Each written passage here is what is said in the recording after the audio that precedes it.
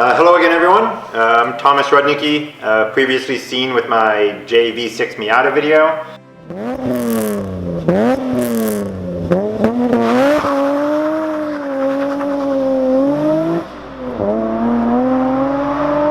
Today I trusted Quinn enough to take out my new car, which is 1 week old with 700 miles on it already.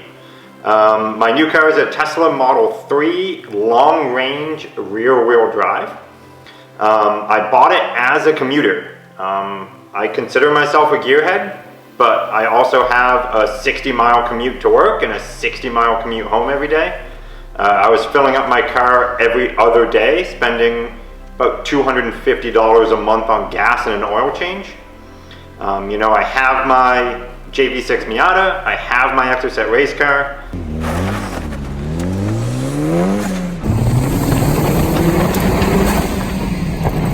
I have a Toyota Tundra, which I use to tow. So this was really like the perfect complement to the rest of my vehicles, because I could charge it at home, not have to get gas, not have to worry about maintenance, and have a super comfortable vehicle that I could drive back and forth to work every day. So if I'm not going to be coming with you, you need the key. This is the key? Yeah, it'll tell you how to use it once you get inside. It's like a Dunkin' Donuts gift card. It doesn't work there, though. You get free coffee with this thing? Unlock it, Quinn. No, so you need the key card. So see where the down. Dude, I don't understand this technology stuff. I feel so old. Oh my god. I feel old AF right now because I don't know what the hell I'm doing. There's not even a gauge cluster. You got an iPad. There's nothing in here. Ooh, nice Napa leather. Yeah, the Napa leather's nice. Ooh, stitching. See, now we're talking. Oh, an Alcantara. Oh my god. Sick. All right, let's do this. All right. Cup holders to allow you to start it, and then put your foot on the brake. All right, so foot on the brake. And now it's started. It started? Yep. I can show you how to move the steering wheel. Does it go up and down? Not with that. Yep. So click the picture of the car. Yep. And then mirrors, or steering wheel first, I guess. Okay. We'll do steering wheel. So now if you want it up or down. Yeah, let's go up a little. Oh my word. I guess I'm gonna try left foot braking on this. There we You go. probably don't even... You don't even have to touch the brake. I'm just curious to see. Yeah, I know you said when you let off it'll start braking. Man, this is gonna be wild. Okay. I like the natural wood grain look here going on, Very buddy. nice. It started. I don't hear anything. And then this is your shifter. Yep. So put your foot on the brake and then all the way down is drive. How do I go to reverse? First one? Nope, all the way down is drive. All the way up is reverse. Oh, and a backup camera. Yep, and these point down so you can see next to you. Amazing. Look at this. Things on? Yeah. Oh my god. It doesn't beep? I'm expecting it to beep. It's not a forklift. What's the car? Doesn't a Prius beep because it's like too quiet and You're right, reverse it does. Yeah, I'm sure they found a way around that. So you're in drive now. Let off the throttle a couple times just to get used to like how you modulate with the throttle. Okay. You honestly, you don't have to use the brake pedal in normal driving situations. Look, it like detects all the other cars. Gotcha. It's so quiet. I know, we're gonna have to like fill in this video. It's so weird, like having a car without like, oh, okay, there's the braking, without like really any noise. Yep. Huh. Yeah, it's different. Oh, brake feels good though. Yeah. Oh man, look at that braking. This is wild. Yeah, you're not touching the pedal at all. I feel so freaking old right now. Like, I remember I kind of grew up with technology. I grew up with cell phones and the internet, like, as they became a thing. But man, this is next level stuff. So what is up, guys? Today, Matthew and I are out in his friend's brand new Tesla Model 3, right? I'm saying this correctly? Yes, Tesla Model 3. Oh man, it's braking, just letting off of the gas, which is definitely a sensation that I am not used to. The more you do it, the more it becomes natural. Okay. I swear. So, quick initial impressions. It's really wild driving a car without having any sort of engine noise going on. It's very quiet in here. It's a nice cabin. I really like the natural wood grain look that's going on. There's Napa leather touch points everywhere, which is nice. Alcantara inserts. It's very upscale, very classy. It's very minimalist. You just have an iPad, no gauge cluster whatsoever.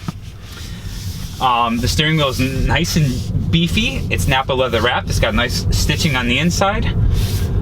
And I'm getting used to the way the accelerator, I'm gonna say accelerator and not the gas pedal, and the braking system works. So like here we am at 38 miles an hour. If I let off of the gas, we immediately start braking. And we're coming almost to a complete stop now. Wild. Didn't touch the brake at all. So I'm really curious to see how this is going to react when we push this car through some of the turns a little bit and see what it does.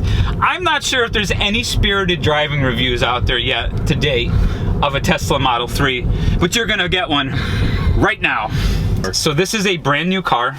I don't think that these are meant to do the knuckle-headed, let's say, as I like to say it, assholing stuff. But we are gonna just kind of see what this car behaves like if, say you're an enthusiast and you're trying to be a little bit more EPA, gas mileage conscious, or a little bit more environmentally friendly. And we're looking at a Tesla Model 3. So we will determine whether or not this is a viable car that would satisfy somebody with that mindset, but with a little bit of enthusiast underneath it all. Getting up to speed in traffic, it's pretty quick. I'm not even like pressing on the accelerator, so I literally have not driven this car. I know from Matthew driving it, he said that when you put your foot down at about 30 miles an hour, it feels like a just thrust, which I'm excited to feel, but I haven't done it yet, so it's gonna be a raw, real initial first reaction. The suspension damping is very, very well judged. This car is very compliant. The chassis is amazingly rigid. Steering feels good. I'm assuming it's an electric rack, electric assist, because there's no motor to power any hydraulics. Nice weight to it. I still feel feedback coming through the, wow, I'm not even pressing the brake. I still feel feedback coming through it. So I know what's going on out at the front axle, which is nice. And we're coming to a stop. So, oh, I'm rolling back. So I actually am going to apply the my left foot on the brake here. I'm going to hold this. It really is so quiet. It's so wild, like, because when you have an engine running, even like modern engines and newer cars, like they're very quiet inside. This is like on a whole new level. Even the road noise being translated into the cabin is at a minimal. This is very, very interesting. This is a really, really interesting driving experience. And I poo-poo a lot of this stuff because I'm just like kind of that old man, get off my lawn, I want my rotary stuff kind of guy. So it's very, very interesting to feel a car that's like this. Wow, big back seat too. You could definitely sit an adult back there comfortably. It's all Napa leather back there too. Oh man, just a little bit of squeeze on the gas. That was like maybe 30% throttle. Show this real quick, show the speedometer. So here's 30, I'm gonna give it 30% acceleration. 50. It gets up, I'm not even flooring, like that's literally 30% on the accelerator. I have to correct myself, I think I said gas pedal before, but. It's hard to not say gas pedal. You have to forgive me. This is out of my realm, making this transition to all electric versus gasoline powered. So what else can I say about this car? Well, it smells nice in here. I love the smell of fresh leather. Definitely, I'm sure this is, given that this is Tesla, this is not real cow leather. But it is nice, saving the cows, being friendly to them. I'm not making myself sound like an idiot, right? That is correct. Like Tesla doesn't use real cow leather in here. Got me, man. Okay, Tesla may be slaughtering cows in these cars. I don't know. Leave it in the comments if this is real or faux leather. It feels real and it smells real. But then again, this is a car that's being propelled by nothing but pure electricity, so I wouldn't be surprised if they rewrote the book in other ways. Huge moonroof, which is actually quite gorgeous. It's tinted. I bet you this would make a lovely driving experience in the evening, being able to look up and see the stars. It's very gloomy and cloudy here today, so you don't really get many great views out there, but the moonroof extends all the way to the back windshield, which is pretty cool, with only just one bar here, I'm assuming for rollover protection, that is in the middle. Excellent road manners, just for like a car to be in as like a daily driver. Super supple, super well judged, like just very nice feeling suspension. And here's that braking. I'm actually using my foot because I feel like I'm a little bit nervous that we're not gonna stop. Like, is there sensors that will... Oh, there's sensors everywhere. So this thing like would detect that there's a car coming and brake accordingly if I just let off? I believe so. I don't think we're gonna chance that. No, we're not gonna chance it at all. It's like they call that the trust fall, where you just like fall backwards and your friends are supposed to catch you, but then they let you fall on your ass like assholes. Yep. You know, I don't want to be like one of those things, just in case like the Model 3 is like, just kidding, you have to brake. All right, ladies and gentlemen, here is one of my favorite roads. I'm sure a lot of you have been following the channel are familiar with it. So we're coming in on brakes. I'm using the brake pedal. Ooh, feel electronics. Oh, sorting the car out. Definitely pulled some power there as I started to apply the accelerator. Matthew's grabbing on for dear life. It's actually stopping the car accelerating, going over these bumps where I usually hop. Good brakes, strong brakes. This is a very interesting car feel. We just got held up by traffic. We caught up to them pretty quickly. A lot just happened, and I couldn't communicate that all quickly, but there's a lot of intervention here. It's very clear that this car is just set to like hunker down. Traction control is literally sorting everything out, and I can feel aids intervening all over the place. The suspension is not that stiff. There's definitely some roll going on. But again, the car is sorting it out. I can feel, I'm assuming this is rear wheel or all wheel? Rear wheel drive. I feel like the car is applying brakes at different corners to keep it in line. I definitely feel intervention there. But it's kind of funny because like it has oomph. So for like an enthusiast, could definitely enjoy this car. I think it's really gonna come down to like, what is that enthusiast's particular driving style? If you're a knucklehead like me and you just wanna asshole the car around, this may not be a good option, because it's very clear that this is not a car that handles any silly business. It wants you to drive like kind of neat and tidy. But if you're a person who likes comfort, elegance, good fuel economy, saving the environment, saving some trees, and wants oomph, you know, just enjoys an occasional like squirt from time to time, this would be a good car. But interesting, it doesn't get out of shape lugging it through some of the corners, but you can just definitely feel the aids and the electronics kicking in full force to kind of like keep the car in line. Like it became immediately apparent when I took the first turn. I came in hard on brakes to tuck the nose in, and I immediately felt additional braking being applied at different corners. And then as soon as I started to apply power, which normally that corner would on most rear-wheel drive cars will put them into an oversteer situation as you power out of that corner, this thing cut power completely. And as I did that, I pressed the accelerator down more, and it still cut that power. As we were accelerating straight up the hill, that's a bumpy hill. Every car that I review and I go over there, they get at least upset over those bumps. Some cars can soak them up. My RX-8 soaks them up. Even my FD-RX-7 can soak them up a little bit, but like most cars will hop a little bit. This did not hop. This allows enough droop, and like there's enough sway that keeps the contact patch on the ground.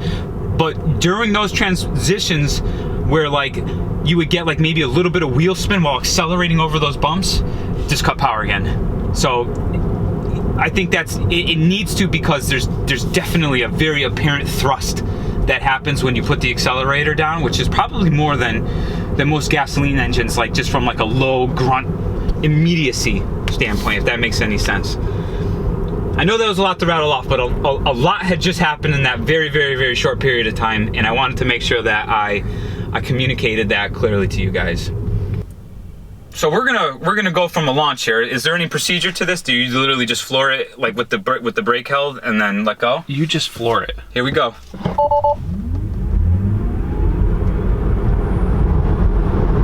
We could probably even get a 0 to 60 time. Yeah. With this. Wow. Because it just goes, like it literally just like picks up and goes. It's crazy. It's quick. Yeah. This car would outrun a lot of cars on the road with that much thrust. This model is about, they say 0 to 60 in about 5 seconds flat. I would believe that. And it's nice because you're not shifting. Yeah. So a lot of people don't understand that, like you lose a lot of time having to shift. And as much as I love manual transmission cars, they definitely lose some time in the shifts. And that's why like these new double clutch gearboxes that shift like so quick, they make up so much time for those cars with the same amount of horsepower as something with like say a manual transmission or even like a traditional automatic. But although let's face it, like modern day automatics are pretty damn fast too. But those modern gearboxes definitely make up time. This car has no gearbox, so there is no loss anywhere in. So once your foot's down, you are just on, you're accelerating at whatever the rate the electric motors are gonna give you. So like, I can totally believe that this would be 5 seconds. Here's another little section of road here. We're gonna run it through. Here we go. Ooh. Yeah. So you could feel them like kind of sorting the car out. A little bit understeer there. It's just cutting power. Right up. So this is really not going to allow the car to get out of shape. But some people may like that. Some people like a safe car. This is a very safe car. Like, you would have to be a real like yabone to crash this thing. Like literally it would probably just be like driving like a maniac into a corner and like not understanding like braking points, which is like how a lot of people crash like STIs and stuff for the first time when they haven't driven a car that fast. But that's really the only way that you're gonna do this. Like, as long as you enter into the corner at like a reasonable speed, like enthusiast level speed, and like know somewhat what you're doing, this car sorts everything else out. It wants to keep that in line, but that's cool. And some people really, really appreciate that. Like, and that's why a lot of modern cars are just set up to be like completely flat, like as minimal drama as possible while going through the corner. So this is like the extreme case of that. Like, it really just wants you to do it. Is there a way to even like take that off? Or, like, I don't think so. Yeah, I think that this is on all the time. And even if there was, I would say by the way the suspension is damped, and just the way the car is set up as a whole, that like it's really meant to like use those electronics and those nannies to like make it do what it does. Like, I don't think even if you could disable some of this stuff, that this thing would drive like kind of like an enthusiast car. You know, it's not going to be like my RX-8 where I'm like doing first, second gear like drifty launches everywhere. Nope. But man, that immediate thrust by just putting the pedal down is wicked. It's a quick car. Definitely a quick car.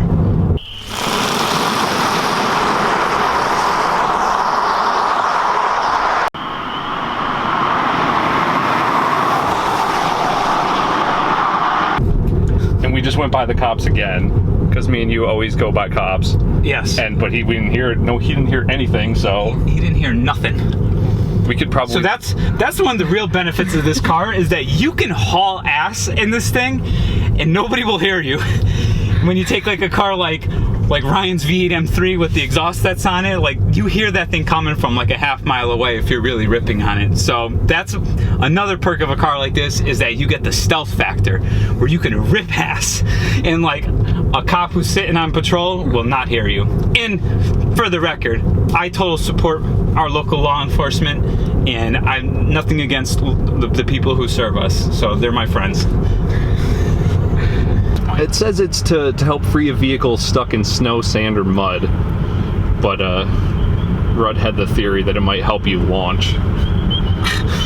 So we're gonna do this for the name of science. Yep. And see if the slip start gives us more of an enthusiastic launch out of this and allows a little wheel slip. Yep. So hold it. Yep. Both. Oh, you gotta let off the. Ready? Yep. Go ahead. I don't think it did any different. Yeah. It's still a quick 0 to 60. And this is the car braking. Yep. I'm not touching the. I'm not touching anything right now. Oh wow. Yeah. See, it's like once it seems like it applies more as you get slower speed. Like the car knows that you're wanting to slow down. Yep. It regenerates the battery as you brake. Yeah. That's cool. Well, our window's up here. So I will say this. If you're gonna push this car around some of the twisties, you do actually have to use the brake pedal manually. Like you have to apply it on your own, because otherwise the car doesn't realize like what you're trying to do. But other than that, like it would make, I think this car would definitely satisfy the enthusiast if you're a driver who likes driving neat and tidy and you don't like doing the knucklehead stuff. Yeah. And Tom has a like a 70-mile commute one way. Right. Into New York on 95. This is a car that is not jarring or tiresome to drive at all. The controls are very, very easy and effortless. Like this would be a very comfortable, pleasant place to be for long trips, for sure. On autopilot too, he doesn't even have to touch the steering wheel, the brake or the throttle in traffic. So you could just sleep. I mean, it yells at you when you take your hand off the steering wheel, but oh, does it? Yeah. And the equivalent, like you get about 320 miles of range, I think. That's awesome. Per charge. And the equivalent, like the amount it costs to charge the battery is about $7. See, that's so, I mean, there's definitely cost savings. So like cars like this do definitely have their place. I'm still thankful that like we're allowed to run enthusiast vehicles that are still powered by gasoline and enjoy that, you know. Yeah. Who knows how long those are going to be wrong for, like, you know, if the fuel ever does run out like they've been saying, which who knows if that's really going to happen at this point. You know, it's nice to know that at least you can have something to kind of satisfy that thirst a little bit. So this is a really, really interesting and neat vehicle. I think anybody who owns one of these would be definitely impressed with it and enjoy it. So yeah. That's all I have to say. Yeah. Closing thoughts, Matthew. It surprised me. Like I didn't want to. Let's do a little reverse there. All right. I didn't want to like the electric car because I consider myself like a purist. Same here. You know, all manuals, my whole life, everything. But it surprised me how much fun it was to drive. Yep. You know, it's cool, and just the whole thought process behind the whole thing of being as efficient as it does, and for Rudd's situation where he has that drive on 95 every day. Yep, it's a perfect car for him. Oh hell yeah, hell yeah. So like they definitely, electric cars definitely have their place. Yep. And if anything, these may help enthusiasts like us be able to continue to enjoy gasoline. So I think it's important that we have companies like Tesla and Elon Musk like really pushing to like kind of for longer term sustainability on the planet. I think that's awesome. I agree. So 100%. Perfect. Done.